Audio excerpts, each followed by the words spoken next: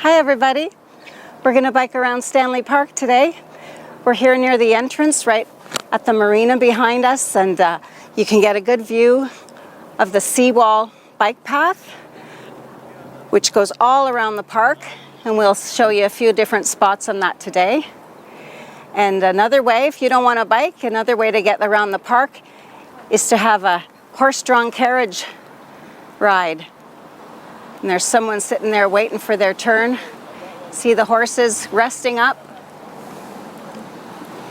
We haven't done that yet, but we're going to stick to our biking. But it sure is cool to see the horse-drawn carriage.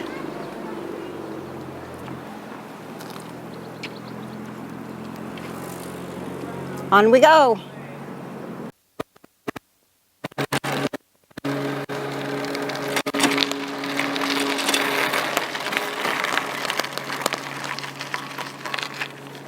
Look at this beautiful display of totem poles. There's so many different shapes, sizes, and carvings. There's a lot of different native tribes here in BC. This is in the middle of Stanley Park, a little off the bike trail. So we're going to head back out to the seawall path and get going.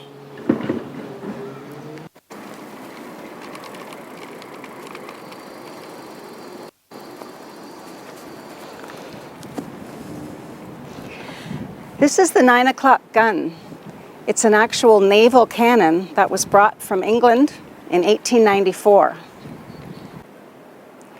There's a man in the park who takes care of it, and he loads it every day with gunpowder and sets the detonator, and it fires automatically at 9 o'clock every night. And apparently it was originally to help the ships in the harbors and the ports synchronize their clocks and to know when it was 9 o'clock. But now it's just set and goes off automatically every night at 9 o'clock. Maybe you'll get to hear it a bit later.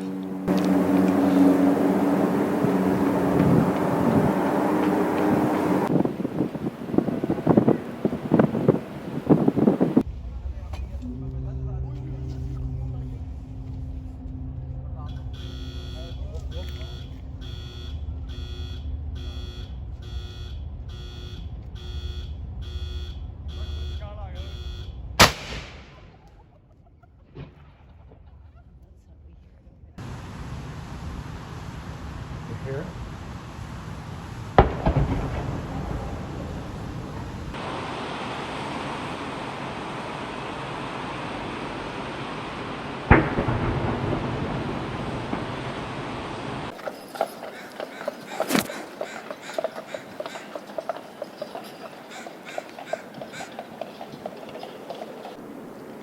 We're taking a break and we're going to sit on a bench in the sunshine.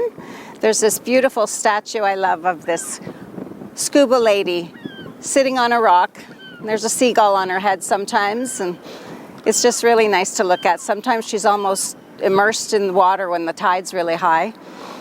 And this is where the ships go by to and from port, picking up their cargo. There's a container ship there, probably taking that stuff all over the world.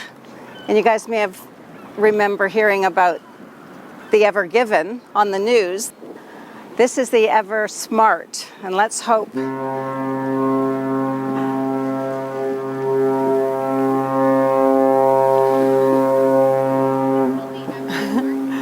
let's hope it doesn't get stuck sideways going under the Lions Gate Bridge,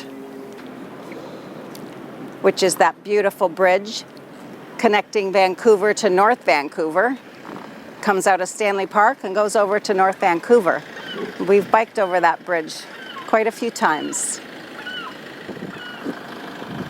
Another cool statue in this spot is this replica of a ship's figurehead from an old Japanese ship, they say, that used to come here frequently to the port. And I like that they've, the shrubbery underneath, you see how it's been pruned to look like waves.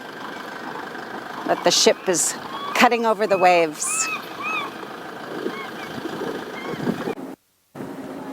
Here's a view looking back along the seawall bike path where we came from. We came from that direction and around that point. The 9 o'clock gun was over around the other side. We've biked all this way, and this is probably just about a quarter of the way around the entire Stanley Park seawall. We're going to continue further on. We'll go under the Lions Gate Bridge, and it's usually fun to stop under the bridge and see if you can see any seals.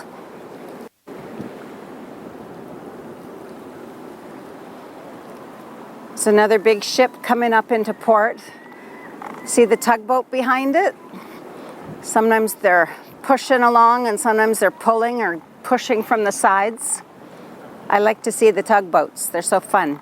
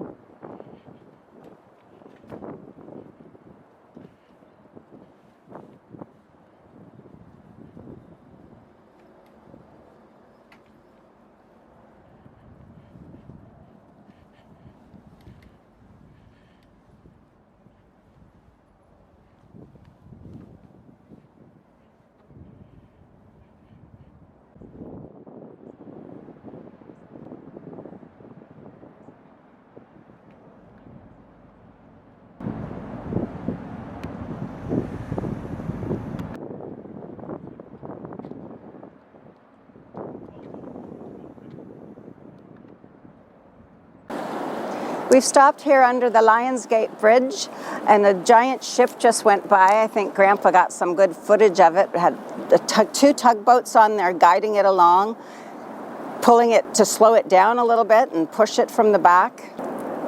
We like to stop here and see the seals. Lots of times there's seals under the bridge, and there's two here right now, spotty ones.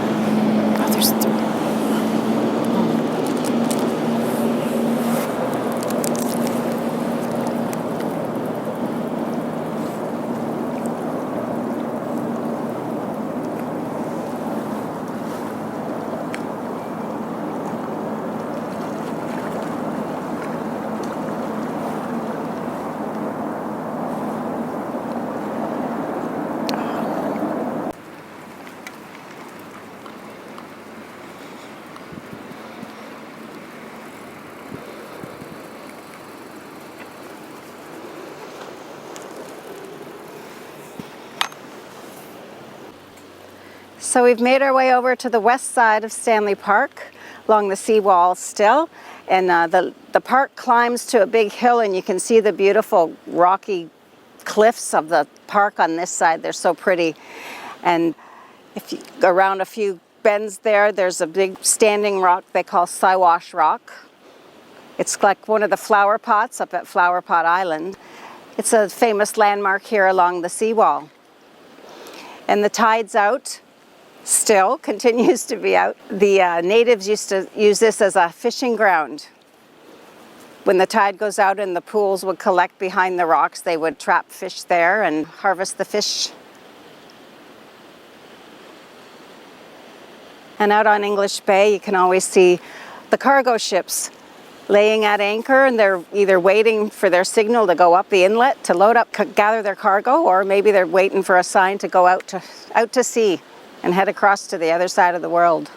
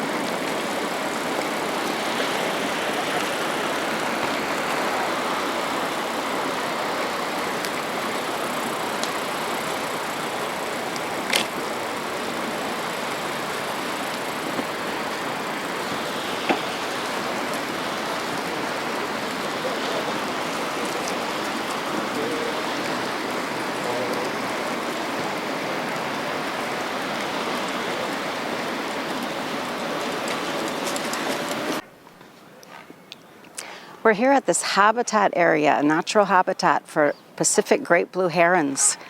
And they nest in the trees here. You can see their nests. There's giant clumps of twigs and sticks. A few weeks ago, there was a lot of activity. The nests are way up high in these giant tall trees. You can see the males flying in to add sticks to the nest and to bring food for the babies and the mums. I think it's pretty amazing. I didn't realize herons, they're such a large bird. I didn't know they build their nests in trees like that. But there's so many here, and it's amazing because in Ontario, they're kind of a rare sighting.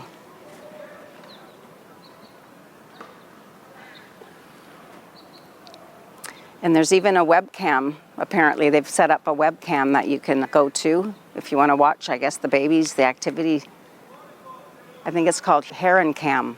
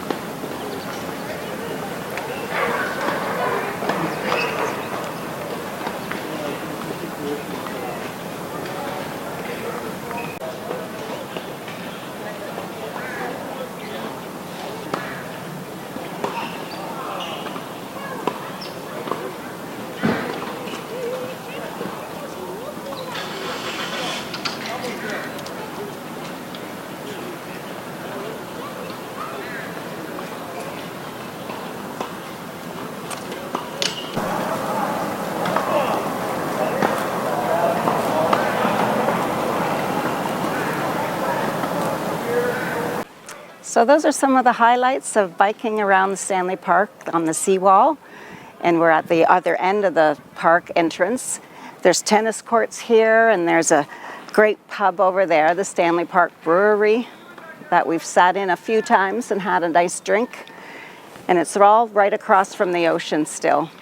That's English Bay Beach over there.